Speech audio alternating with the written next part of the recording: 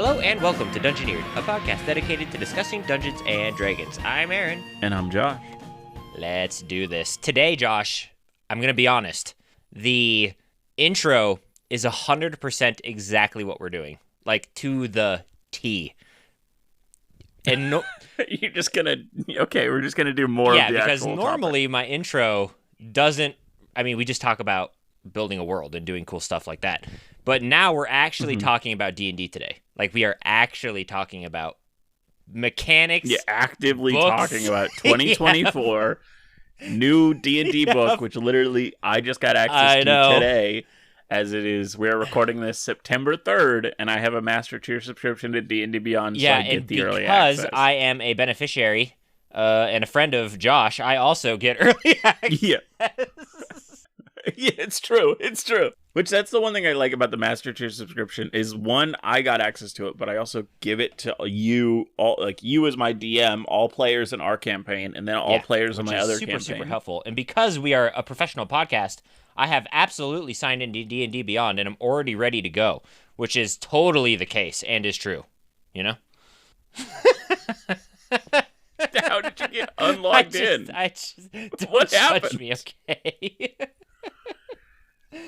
I'll judge you a little bit. But I figured for Lukewarm Open, we should probably just go straight into the book because there's so much to cover. So, I mean, there's like so much cool stuff to talk about. So I kind of just wanted to dive right into actual D&D stuff, if that's cool with you. Yeah, do you have an immediate thing to talk about you really want to talk about? Should we start at more of a base, like, character creation early on? Let's just start at a base, and we'll get to what I want to cover, because most things I want to cover, which I think is probably everybody's interest, is classes and the new features and things that they added to classes. So I think let's start at just like a base and then work our way towards that spot. Okay. So my base that I really, really wanted to talk about, because it's a really interesting change that I didn't know going in, and part of me doesn't like this, but also, like, I think if this was the ruling in a new edition, I would love this. But because I wasn't expecting this, or I wasn't told this was the case, I am confused. I'm so okay. They've changed how ability scores work when creating a character. They actually have. Yes, they have. It is so no longer, just like before, it no longer relates to your race, or your species in this current one. So just because you're an Azamar, it doesn't mean you get a plus to this or a plus to their that. Background? It's now tied to background. So I have thoughts about this. So what they do is they give you, with each background, they give you a list of 3 ability scores. Like for Acolyte, it's Intelligence, Wisdom, and Charisma. So either you can do +1 to all 3 of those, you can do +2 to one and +1 to another. Like, those are your options. You can't do +2 to anything, +1 to anything. If you're an Acolyte, you only get to pick from those 3. So I obviously have major... I have a lot to say about this, because I have, honestly, since I've been playing D&D, which my first campaign was when I was 15, so a long time ago, which is hard to believe that we're pushing 15 years already. But I've always hated... I always forget you're older than me. But I've always... You're like 15 years. Yeah, I'm like, wait, I'm what? 30. Can you believe it? Oh my gosh. But I've always hated how D&D handles, like, adding ability scores to your character. Like, I've always hated it, because when it was class... I mean, it's been so many things over the years, but when it was class, which is probably the most recent, 2014, whenever the other handbook came out, but... yeah. You mean when it was race? handled by your race, because it's just like, I don't want to have to play a gnome to be a wizard, right? Because gnomes get intelligence. Like, I don't want to have to be locked into, like, why can't I be a smart orc? Or why can't I be a, smart, I almost said Khajiit. Wow. Oh, man. I heard it. I wasn't going to say it. I was going to... Like, why can't I be a smart tabaxi? Like, it just doesn't make sense to me. Like, having to be restricted in that regards is kind of annoying. Now, I think, like, they were going for the whole, like, some races are just, like, naturally inclined to be intelligent, while others are naturally inclined to be, like, strong. But I don't know, it just seemed weird. Like, do you agree with that? The thing is, like, as years go on, it's pretty clear that's not it's just really like kind the of case. strange, and so that's why people are less like, hey, we shouldn't have this in our fun time games. Let's get rid of this. I ultimately, I think when I first started D&D, if this was the change that they had suggested instead of just, hey, you can put it anywhere, I would have loved this. So this would have been a perfect change, because this is how it more accurately works, is like how the culture and environment you were raised in is what gives you benefits to one or the other. But there is something like, I think, one, because we had that freedom before, it feels like restrictive in a bad way, at least for me personally. Even though I don't know if it actually is like, I think there is good to it, but also like, hey, I'm currently trying to play a character where I want to make one to my dex, one to my con, and one to my wisdom, but the background I want to choose does not allow that. And that's I haven't looked at all the backgrounds and what they do exactly, but I like it better than your race, your species in this one, right? I like it better than that. It's significantly better, because it just, to me, made no sense that if I want to be an orc wizard, I'm already at a disadvantage compared to somebody who's a high elf wizard, which is just kind of like annoying. So I already didn't like that system. So I always, which I think you touched on, I've always just done, you can add +2/+1 anywhere you want, right? You can do whatever you want with those stat increases. Doesn't matter to me, right? And I also started with a feat, because that's just, but we'll talk about that later too, because I think some stuff about the PHB has changed with feats also. But so that's always been my home rule, just because it's just so much nicer. Like, I get tired of like somebody coming up to me and being like, I want to play a fighter, but I really want to be a gnome, and gnomes aren't conducive to being fighters or whatever. So that's been my thing. So when I heard they were changing how they've done this system, I was kind of like, okay, it's a needed change. And then they change it to background, which, like you, I have thoughts on. I think, like you said, if I was going into not having just placed them anywhere from a species to your background, it makes way more sense. Like, way more sense. But like you said, it still feels very restrictive, because like, what if I want a soldier background? Like, I don't know anything about these backgrounds. I haven't read them, but I'm assuming the soldier background does not give you the option to put increases into intelligence. Like, what if I wanted a soldier background, but I became a wizard, right? Like, what if you're the tactician in the arm, in the military? You're still a soldier. You're just at different positions. To me, it's still kind of unnecessarily restrictive. But I also understand why D&D Beyond, or D&D Beyond, D&D does this, is just because, like, it's so much easier for, like, a new player to just, like, read these rules and be like, okay, like, blah, blah, blah, blah, blah, my character's done, right? Like, it's just very smooth. I will also say that I think the direction you're going is exactly correct. How you're saying that, like, these are made for first-time people. And the rule that D&D and like TTRPGs like this always follow is, hey, this is base. This is the baseline. Feel free to change anything you want in your world. Because if I'm thinking about when I was like 15 and first starting a D&D, I didn't know anything. So it's just like you read the Players Handbook and you just want something that's easy to put together and you're done, right?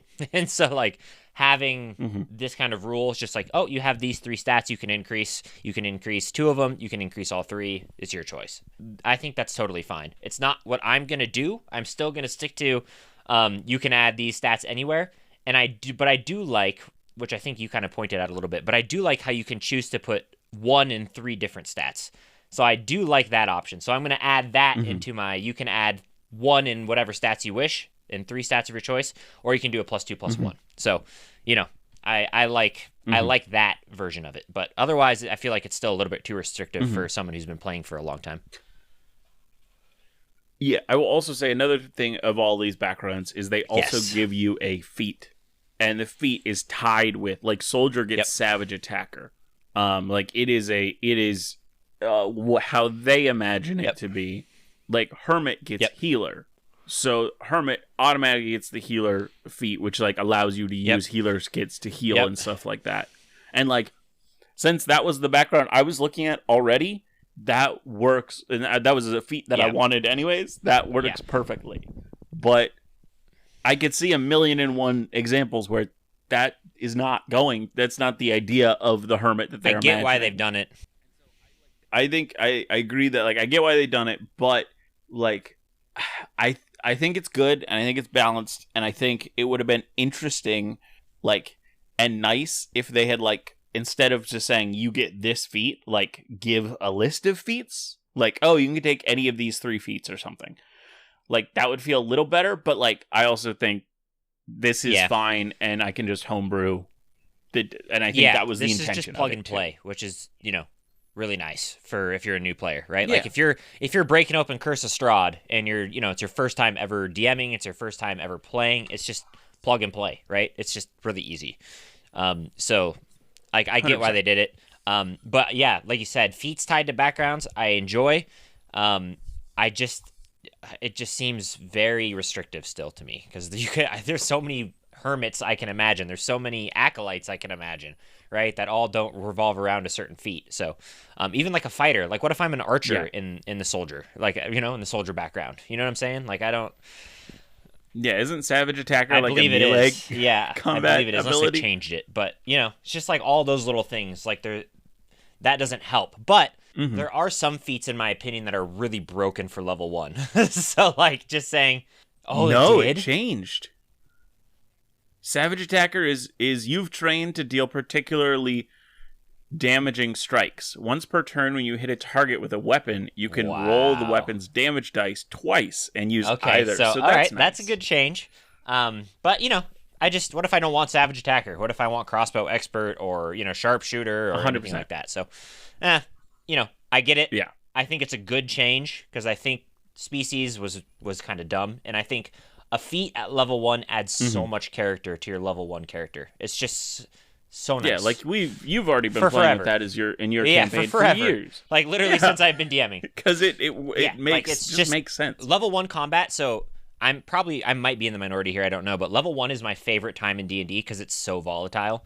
Like it's just you're so fragile and everything you're fighting is so fragile, so combats are really fast. Like everything, it just kind of flows really nice and it doesn't feel grindy, but you don't have very much abilities, but I just like that kind of fragile nature of being level 1.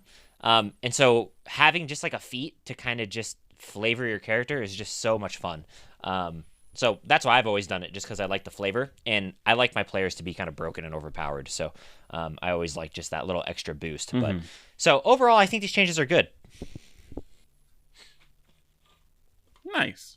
Is there another like character building thing you wanted to bring up? I think pretty much. We could talk about I think species. Let's move into species next. I think that's a good place to go. Thoughts? Just walk us through some of the things that have changed about species. I mean, the first thing that stood out to me, which I did text you about already, was that dwarves and orcs have been given 120 feet of dark vision, which was normally only reserved for drow. And I'm here for it. I like that it gives them a little bit more unique I have such traits. a love-hate relationship with dark vision. Because it feels like if I want to be able to see in the dark, then I'm super limited to what species I play, right? Understandable. I get it. But also it's like if I want to play a halfling who lived underground his whole life and I don't have dark vision, these rules obviously aren't, they're just meant to plug and play. So like I get it.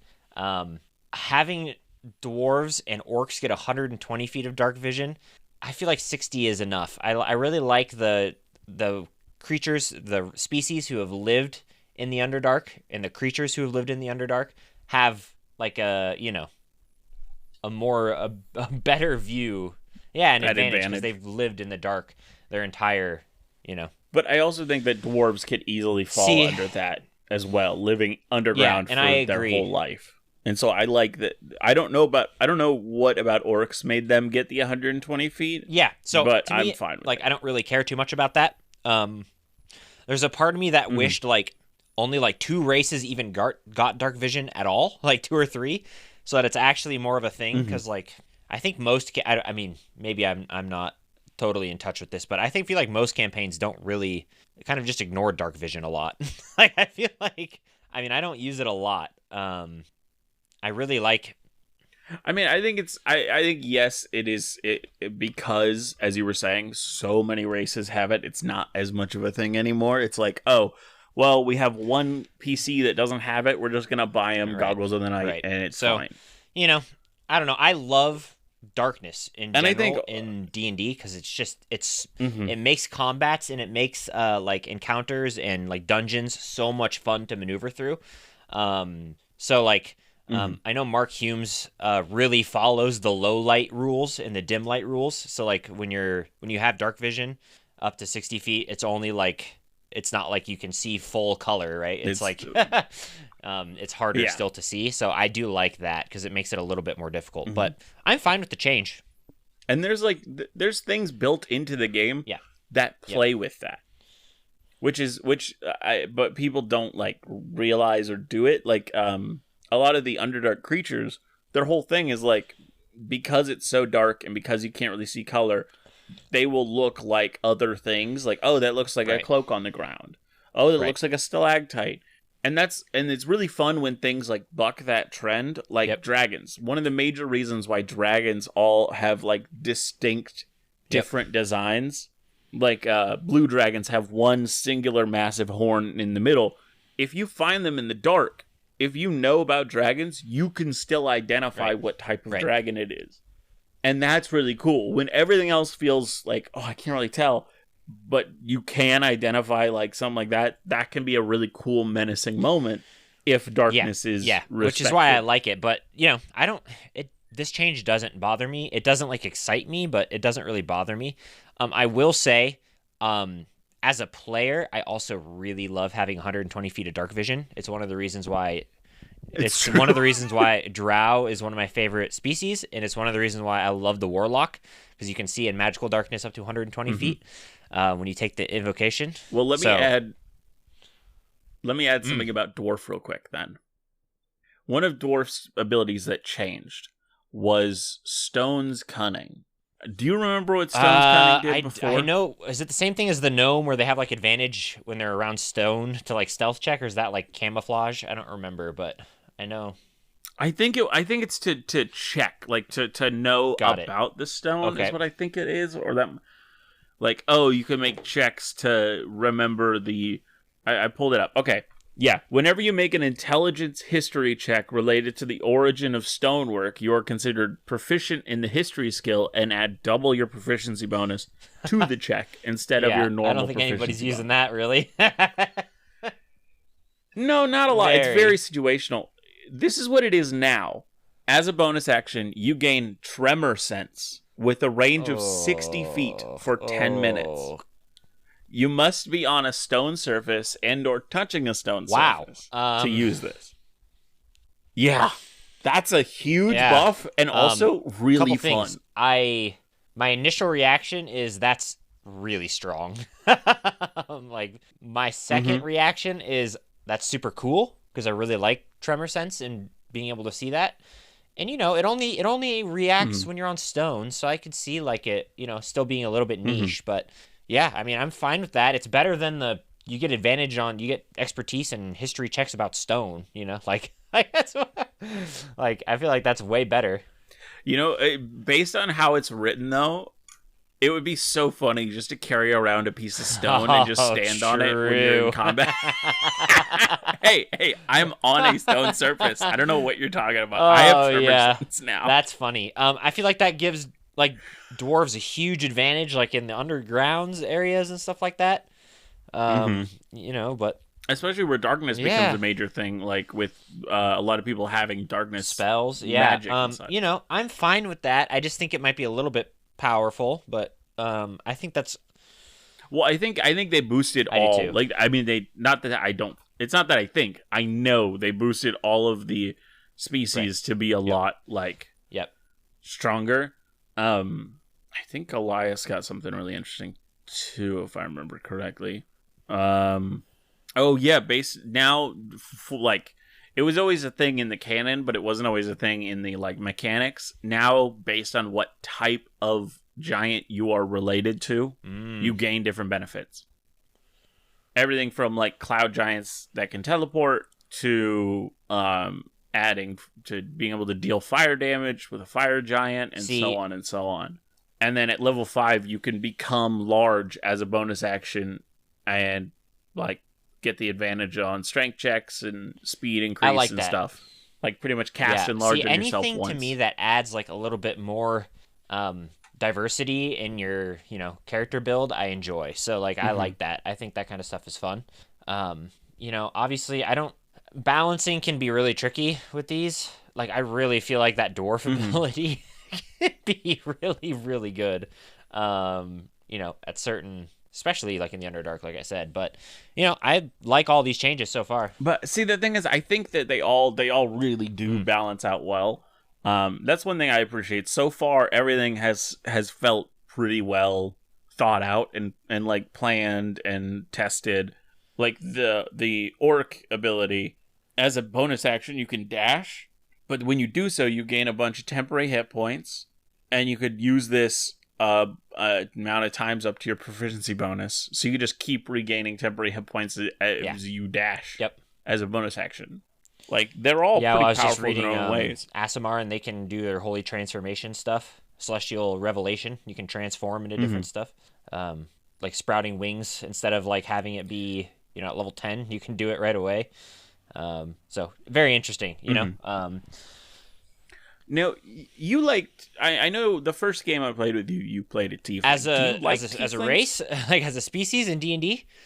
Or just like playing. No, them. I mean I think we all know my favorite species in D&D. I love halflings. Yeah, because I just think I always just picture them as little like Irish voices, like little hobbits from Lord of the Rings. That's why I like them so much. Because they're just little like, I live in the Shire and I enjoy my life. Like I like halflings. Tieflings are. That's one interesting change. Did they ruin my halfling? No. You'll like this. So this one of the things that halflings were one of the least played races. Slow.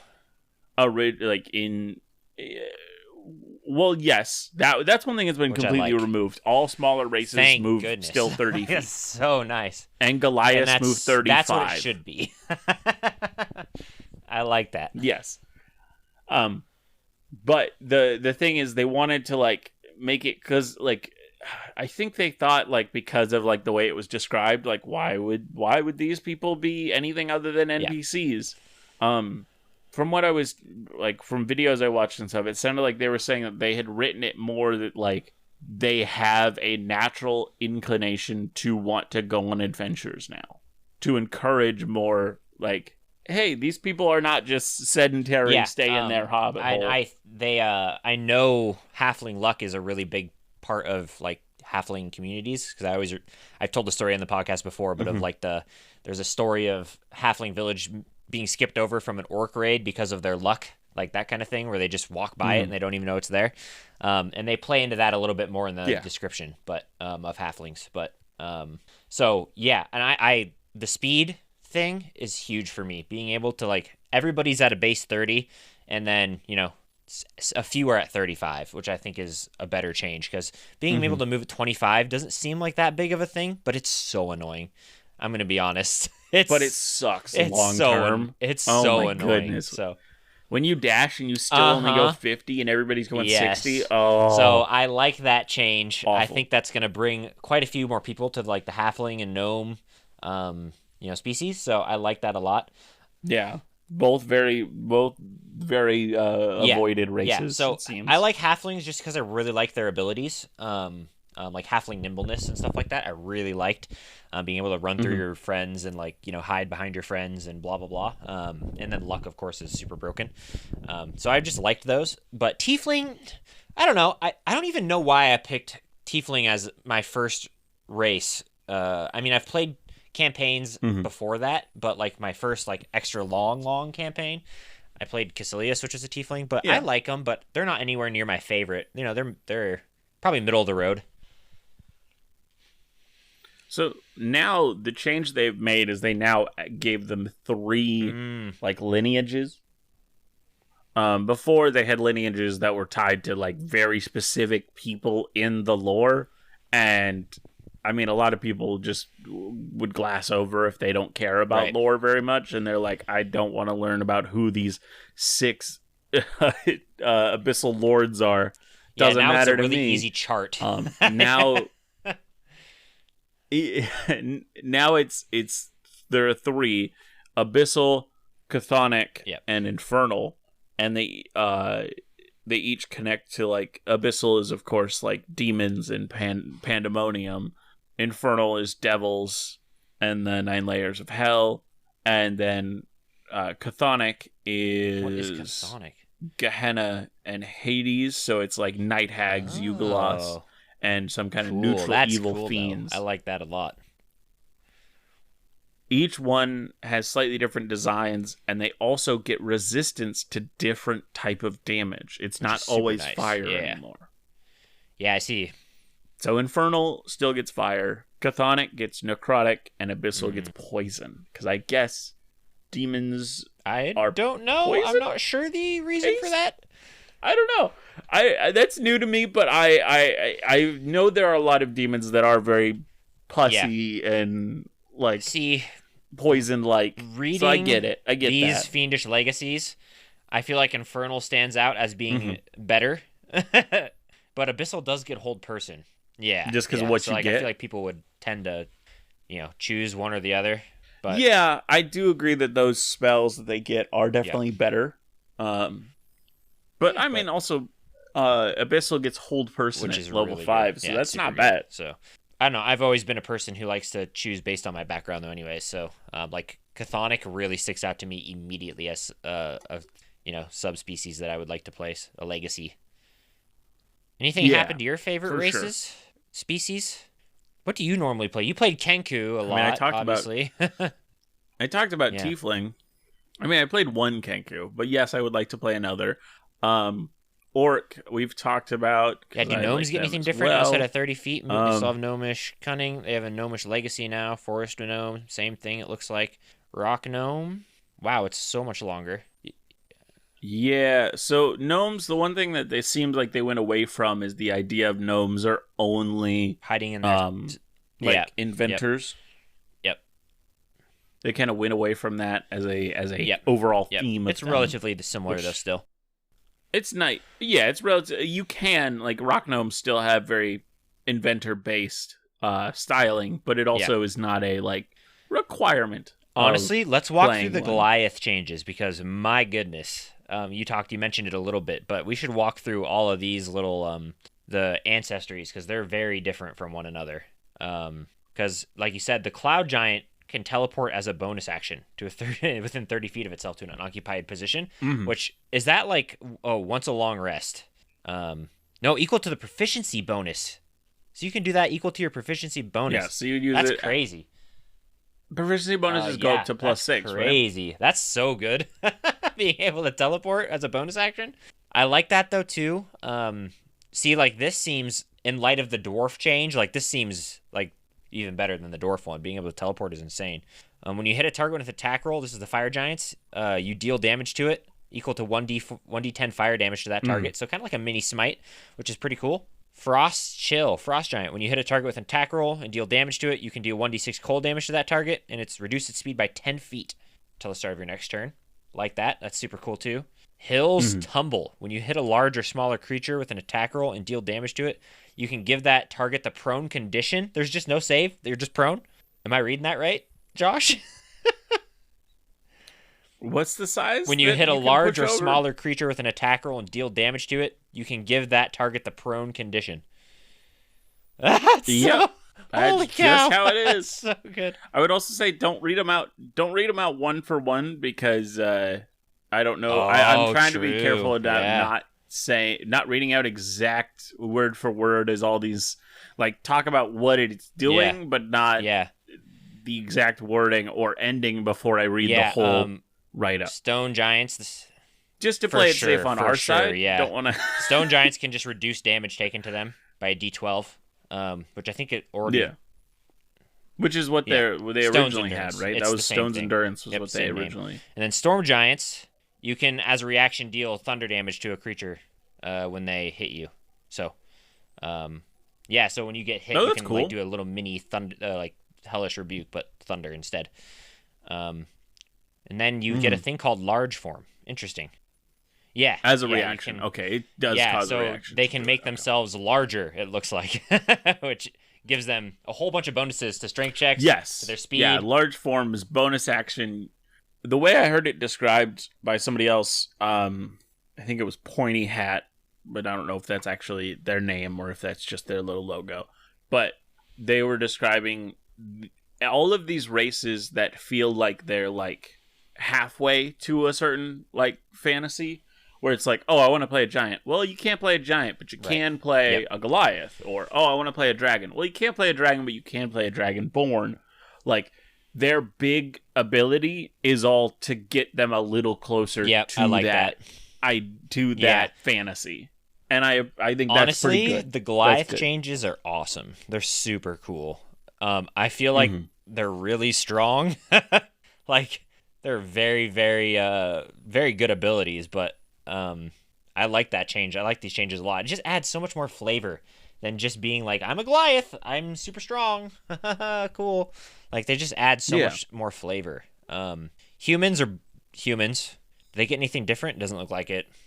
Humans, they work to kind of set them apart. In the human changes, they have this one where when you finish a long rest, you gain what's called a heroic inspiration. So good. Heroic inspiration is the DM inspiration from previous You editions. can just re-roll a dice. They are, yeah, it's literally just the DM inspiration they gave you before.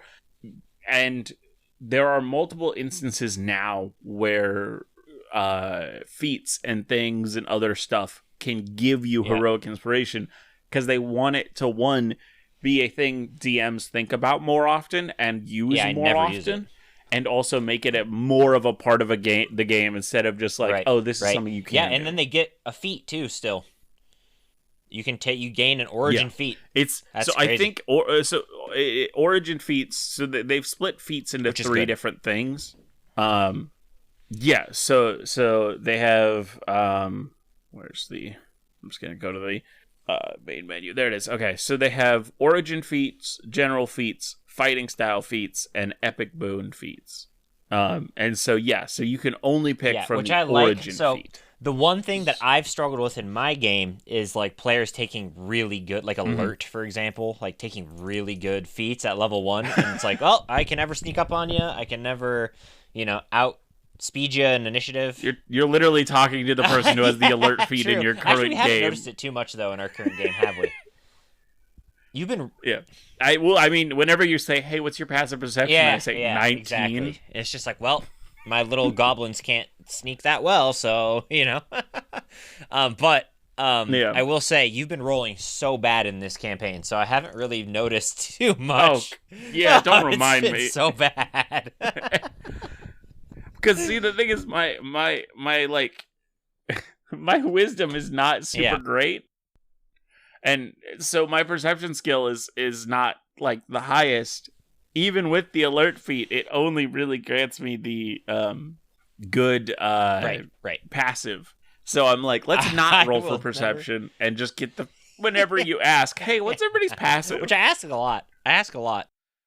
Because I know I'll roll bad. So I'm like, I'm not going to say I'm rolling for perception because I know my passive is better than what I'll roll. Perception's kind of tricky for DMs to handle with passive perception and passive insight and stuff like that. It's kind of annoying to handle, but yeah.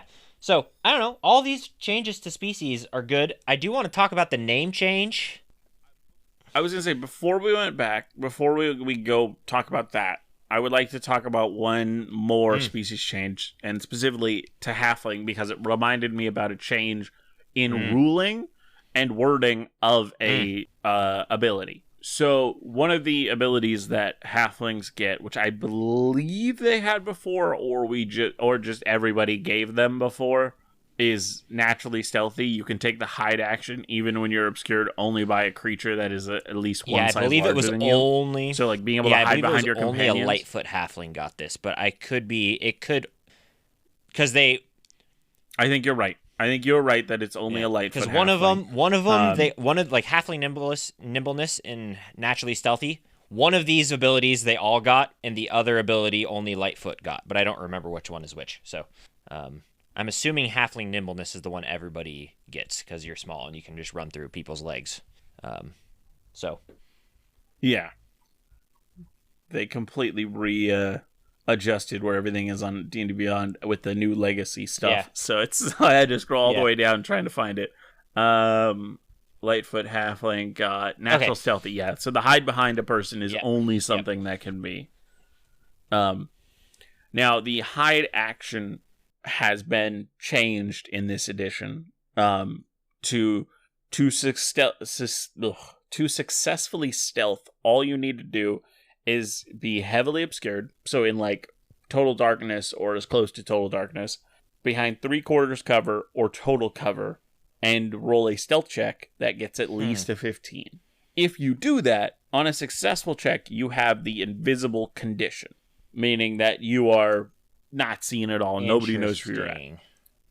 Now, the thing that people have been pointing out with that and how they're like, oh, that's super weird with this other thing, is the fact that it gives you the invisible condition, and there's a spell called See Invisibility, and they're like, that doesn't make sense that See Invisibility would just not allow you to stealth. Okay, so I don't think that is a problem.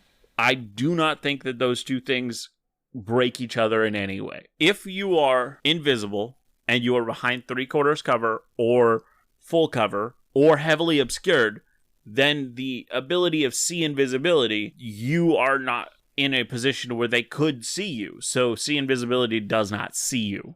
It doesn't see that's through what I would things. roll.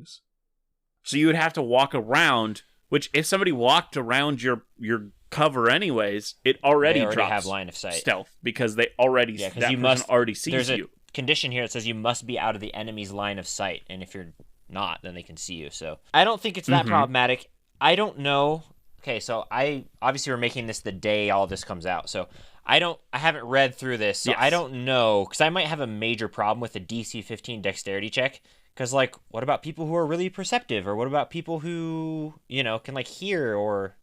Well, so I think at that point, they have to make a perception check, is the thing. That's like I really love so here we go. On a successful check, you have an invisible condition. Make note of your check's total, which is the DC for a creature to find you with a wisdom check.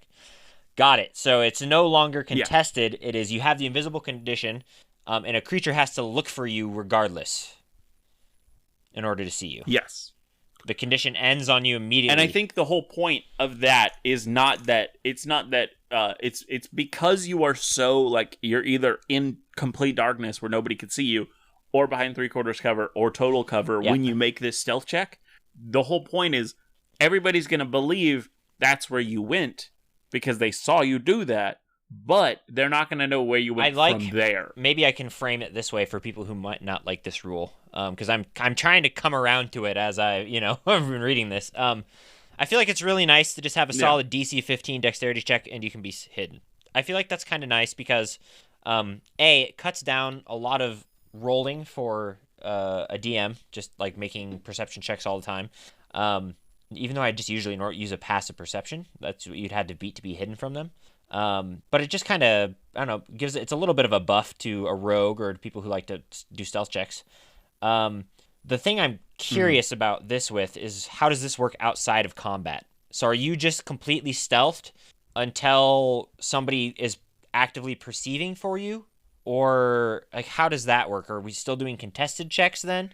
So I think what it would be is if you're behind cover, or like complete cover or heavily obscured, and you have your hide at your stealth up. If someone is like on guard duty, they're currently perceiving. They have a role that they are using to look around. If that beats your roll, then it works just like normal. Yeah. And then if you are stealthing and like somebody just happens to come around the cover and see you, again, like there is no broken. So I think it's just it's quantifying it, but it still works the exact same way that it always has. Is how I'm. Yeah, how I also think that they're trying to get rid of the like Skyrim stealth, where if somebody walks around a corner and you rolled a 31, if they walk around the corner and you're in direct line of sight, they see you. So it's not like you're not like Skyrim in a hallway just standing there as somebody walks by and doesn't notice you. Like, I think that's a great way of putting it. I think that's what they're trying to avoid here, because the rogue who can has expertise in stealth and is like rolling a 31 with pass without a trace or a 40 with pass without a trace, it's like your people are never going to find him. But now it's like if you're just in sight and they can see you, so you have to kind of plan out a little bit better, which I kind of like. I think this is okay the more I read it and the more we talk through it. But and I think like somebody hiding behind a tree, where it's like you have nowhere to go. They're just going to walk around the tree until they see you. Yep. So I think it avoids the video game stealth problem of just like, I'm just standing here and nobody can see me, I will say what's really interesting here is the condition ends when you do a couple things, which is one, you speak louder, you make a sound louder than a whisper. So like, if you're walking in heavy armor, is that louder than a whisper? like, what are we talking about louder than a whisper here? That's one thing I'm a little confused on. But I will say the one thing I do love, I think it's going to work the exact same on that front. Like, nobody's going to be rude about, you're in plate mail, so you're making, you're dingling all around the initial corridor. DC 15 check is for, is if you're making, a loud noise with your armor, right? Like, and I will say the last one though, I love that. I love that they included that as an addition. The last thing that they say is, or you cast a spell with a verbal component. But I'm more interested about what it left out. Is when you cast a spell without a verbal component. Oh yeah, no, I think you could easily do that stealthily. Yeah, I love that. Yes, I love that. I do too. I think one of the things that I was people were complaining about verbal components and like DM decisions being things like this, where it's like, no, you can't do that stealthily. Yep. No, you can't like try and cast it in front of somebody stealthily. And the way that I think that makes sense, and that people who fight that are not in the right, is that they're not thinking of verbal components as like, they just think it's like, oh, you have to say this word. The way that it feels like the rules tries to take it is that it's, you have to say this word and you have to say it this way. Yeah.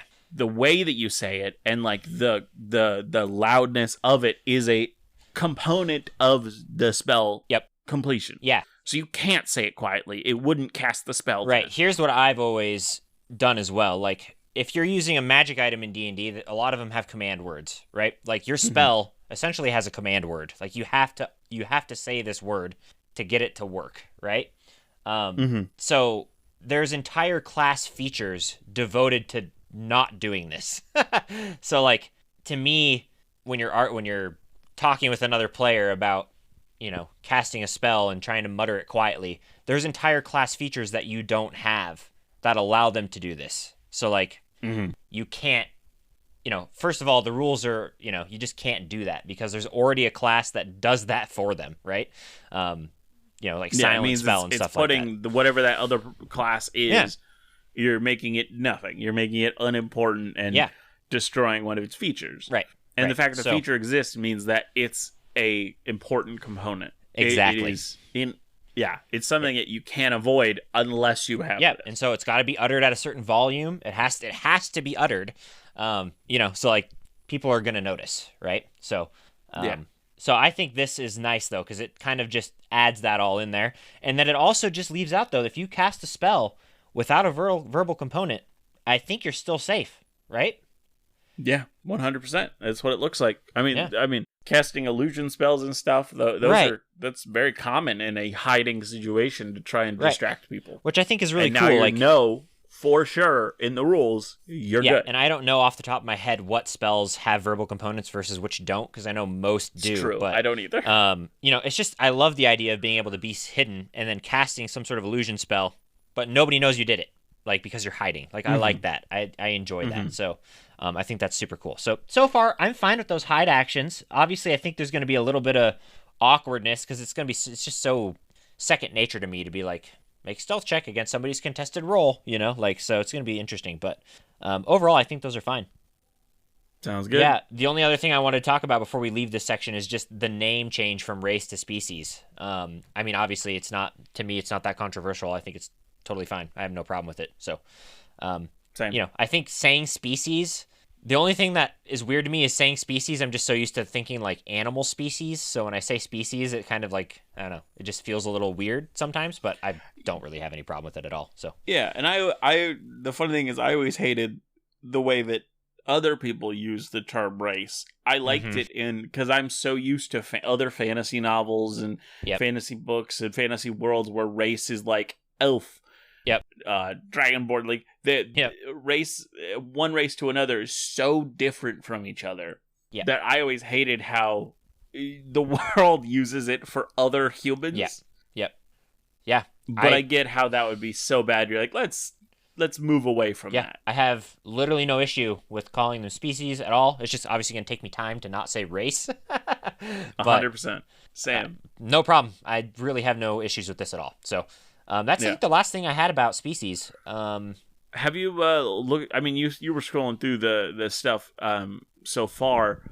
I just want to say I love all the art so far. Oh my gosh, dude! It's so beautiful and it's so like lively. Oh, it is so amazing. I'm currently on the page for magic items and it is going hard and I love it. Just the species art too is amazing.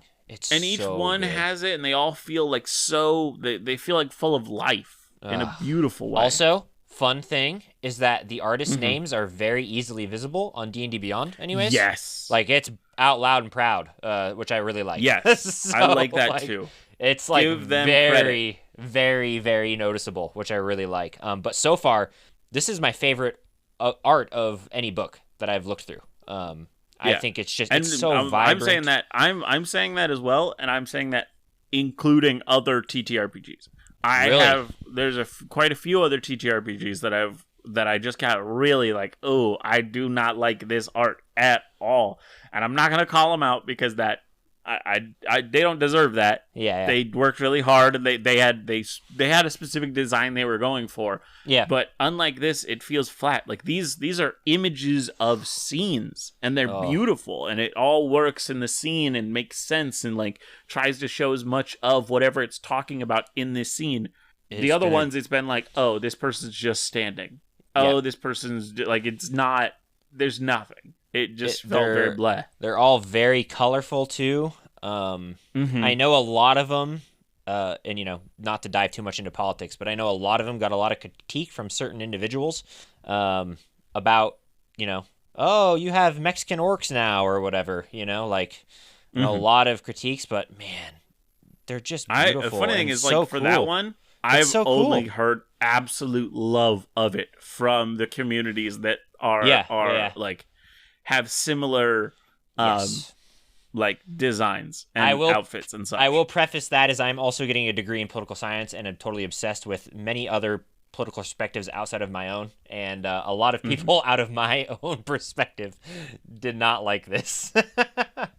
There's a certain political base that does not like these pictures, and I don't understand why, because I think these are incredible. So, yes. And I think totally agree. The people who don't like those are not the majority of the D&D community. So I just don't think so, because I've seen far more love for these than I have hate and vitriol for them. But man, I mean, I just love the colors. Like, they're just so vibrant and good. I mean, even the one that I just sent in Discord, like, this is something I'm always so bad at is like when I'm making my own art, like picking colors and making it all look good and work together and like picking the right colors. Yeah. Everything from like the red and blue of this little gnome in front to the kind of sharp blue of the tiefling in the back to the green explosions of like acid or whatever in the back. It's amazing. It's so well composed. Yeah, I mean, I just noticed they're on a flying ship. Yep. What? With a little fire ring around it? Amazing. What is... I just, for people who can look at the handbook, the elven, the picture for the elves, and they're like a ship sailing away from a city, it's just so beautiful. It's just so amazing. These are just incredible. So I'm in love with the art right off the bat. Mm-hmm. And I think, like you said, it kind of sets a scene and gives a really good glimpse into what they're thinking in terms of like, what Wizards of the Coast was thinking for what these races or these species should look like. And I really just think it's very good. Totally Incredible. agree. Incredible. Okay, anything else? I mean, where are we? What time-wise? I'm not even looking. I'm looking at pictures. We're good. We're good. We have probably 20-ish minutes. Cool. Not in the actual recording. It'll probably a little less than that, but yeah. For us, well, recording. let's dive into some other stuff then, shall we? Well, so I was gonna say, do you want to talk about weapon mastery? I do. Do you know how it works? I know how it works, sort of. I would love to talk about weapon mastery though, and I think this is a good spot to do it, just because we're in kind of the character. So an important portion. part to know about weapon mastery that I don't think everybody picked up on is that not everybody can use weapon mastery. Right.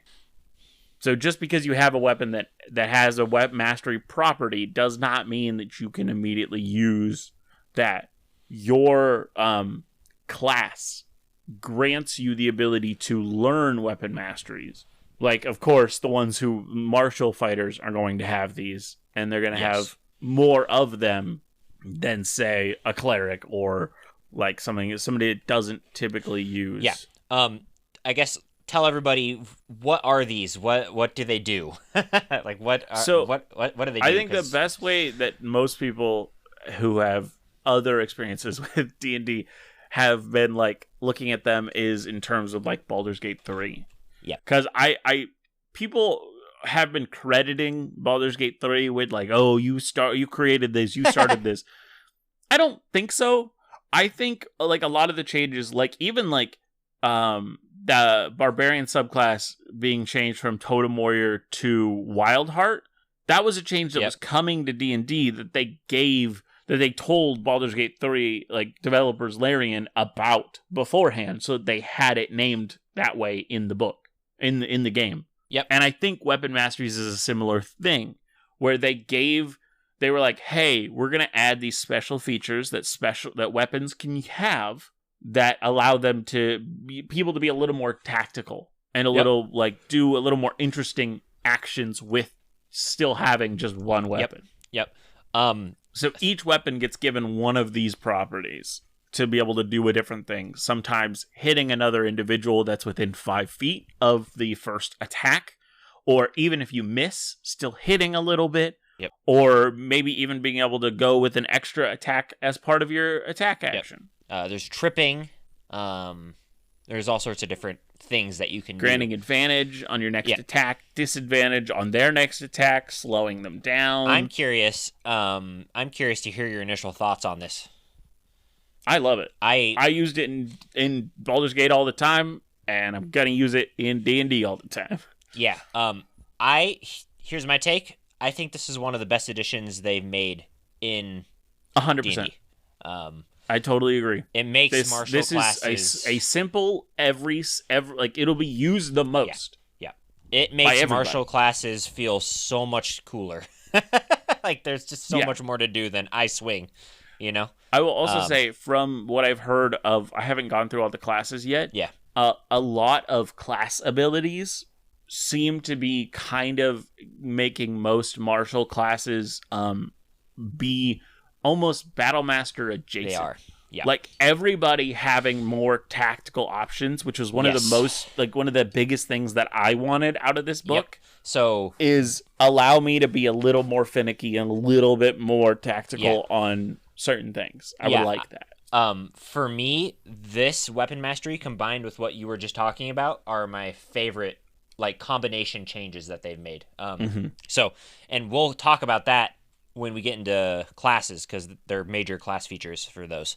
But those two things I think have completely transformed melee combat to, I mean, when I've always played like a fighter, for example, I pretty much always wanted to play Battlemaster because that, like, you just felt like you had options to do stuff, like instead of, I just run and slash. It felt more interesting. Yep. I just run and slash. I run and slash. I run and slash. I run and slash. And I think, actually, to give credit where credit is due, I think somebody who's, if you haven't been keeping up with Critical Role's newest campaign, Liam describing Orum's fighter actions are incredible. And it is like an idea of where you can take like a melee class, but this just helps you along with that and gives you abilities for doing stuff like that. So I have not watched that, but that is something I've always appreciated about Liam once he got more confident, was like from his wizard describing every specific way that he uses the spell components to cast the spells, to how like that. I am super here for that. I would love all of my players to do that if they want to. If they want to go in depth on like because like I do it for a bit and then I just like forget or a combat runs a little long, so I need to like dial it back. Like and so like it just kind of falls off at a certain point. But if I'm not having to do it for every single person plus every enemy, that would make it stay a lot longer, and it would give you a little more like role play freedom of how do you want to attack and how do you want it. And then also if you say it when you deal the finishing blow, I can easily take it from there and just describe how that strike was the finishing blow. When you're a DM describing combat, I really, really like it when players tell me what their stuff looks like. It's just, I want you to role play in combat and, you know, think what your stuff is doing is cool. Like I mean, I can just tell you slashed a guy, but like, you know, I love it when players add their own little flares to all their attacks and stuff. So, I think that's super cool. And Liam he just takes what his wizard character was doing and he pretty much just applies that to Orum, and it's incredible. It's so cool. His fighter, it's just amazing. So yeah, so if people highly don't recommend do that already, you know, it's just really fun. It's just really fun thing to do. So I just think these little melee abilities that they're adding aid in that a lot, but also give you fun little things to do. Which I really love this change because, again, every time I play a fighter, every time I play a melee class, I just always feel like it's lacking because I swing. That's my turn. I swing. That's my turn. I swing. You know, like that's why I always play spellcasters because there's so many things to do. Yeah. There's so much cool stuff. I can catch people in webs. I can then light those webs on fire, and then I can then knock down a pillar while they're trapped in the webs, or you know, like there's just so many things to do. Whereas like a melee class, you're just like I swing. Oh, somebody's flying. I guess I'll just hold my action until they come down. You know, like so. I love these additions. Totally. Yeah, and there's a bunch of them. How many are there? I don't know how many there are. 1, 2, 3, 4, 5, 6, 7, 8. 8 of them. 8 of them. Nice. And it's also like anything that is created in the books, like if you can think of more, you can homebrew it.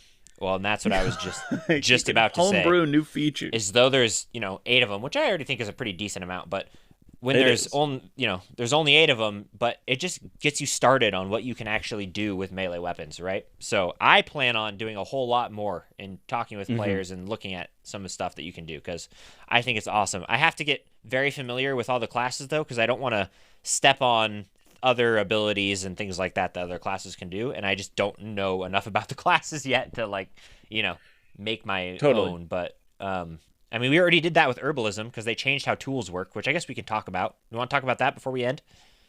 Sure. Cool.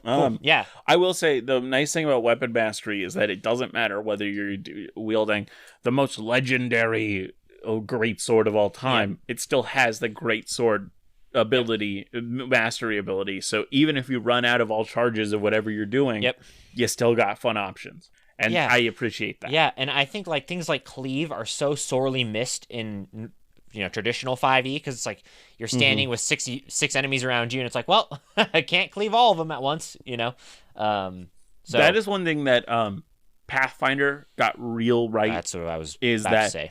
It is so many options for that type of stuff. Yep. Like there's I knew somebody who had a character that like could literally hit everybody around them. Like you have to keep making rolls to attack. Yep. But if you keep succeeding, like you can just hit them all.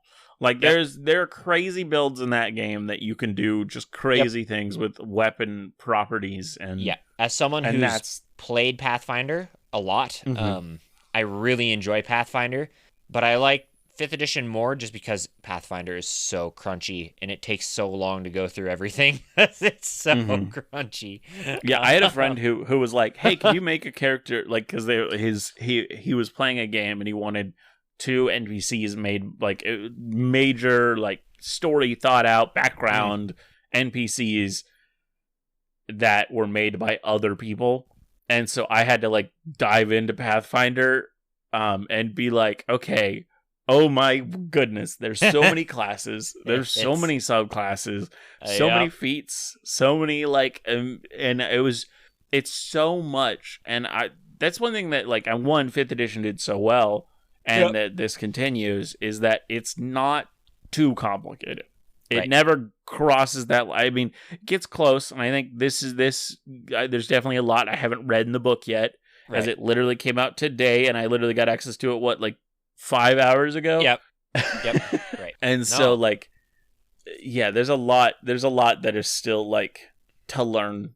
But as of right now, nothing feels way too complicated. Yeah, I mean, even for new people. Yeah, like I've played D&D for a long time, but I feel like this is very open to new players still. So, yeah, let's really talk about let's quickly just talk about tool proficiency before we wrap up. Kind of what they do. Tool proficiency has always been something that's been so unclear to me what actually the rule is.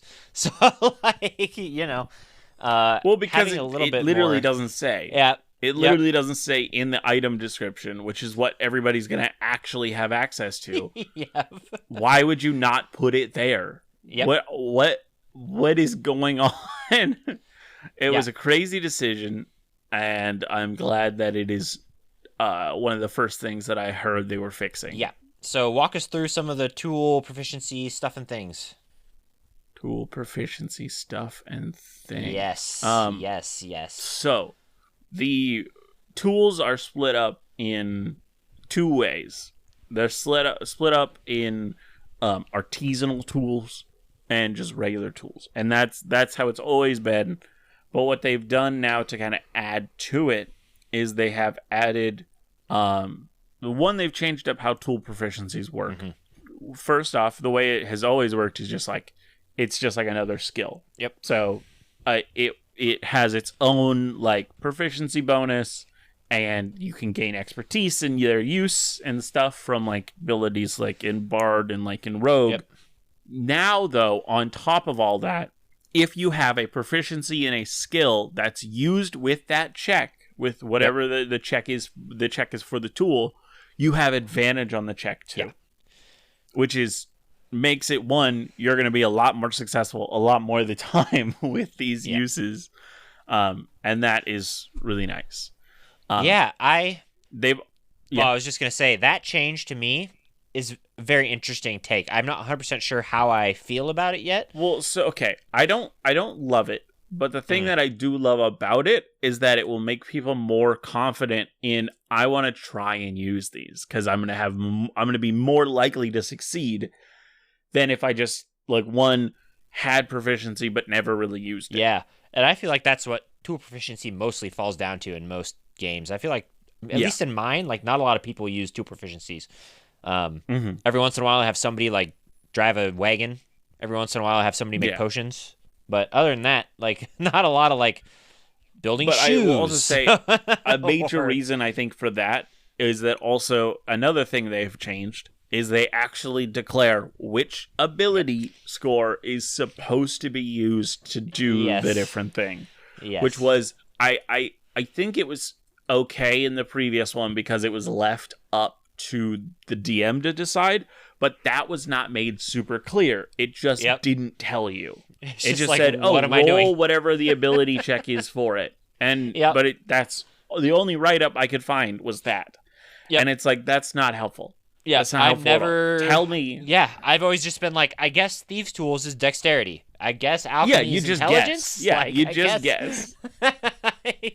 But now we have official, rulings as to what they are, which is really nice. And 1 or 2 ways that each one can be utilized. that you can always do more, as the game is all about openness.